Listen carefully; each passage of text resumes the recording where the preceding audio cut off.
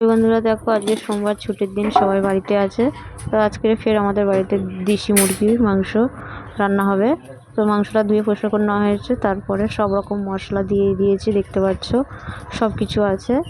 দিয়ে মশলা তেল টেল সব কিছু একসঙ্গে দিয়ে মশলা দিয়ে মাংসটাকে ভালো করে কাঁচা অবস্থায় মাখিয়ে নেওয়ার পরে ভালো করে খুন্তি দিয়ে মশলাগুলো মাংসের গায়ে মাখিয়ে নিচ্ছি। মাখিয়ে নিয়ে তারপরে মাংসটাকে সুন্দর করে কষাতে দেব। দেখো, মাংসটাকে কষাতে বসিয়ে দিয়েছি, মাংসটা কষাচ্ছে, একটু জল ছেড়েছে। দেখো, কষানো কমপ্লিট।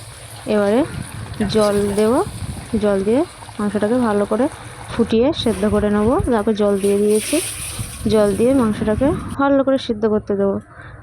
মাংসের তরকারি রেডি। গরম মশলা দিয়ে পাত্রে মাংস তরকারিটাকে ঢেলে নিয়েছি গরম মশলার উপরে। তারপরে গরম মশলাটাকে দিয়ে ভালো করে একটু নাড়িয়ে মাংসের সাথে গরম মশলাটাকে মিশিয়ে নেব। যাতে দেখো, মাংস তরকারিটা একটু পাতলা ঝোল করেছি, দেশি মুরগি তো সবসময় কষা ভালো লাগে না, একটু দেশি মুরগি সবসময় একটু পাতলা ঝোলটাই ভালো লাগে। কেমন হয়েছে অবশ্যই কমেন্টে জানাবেন।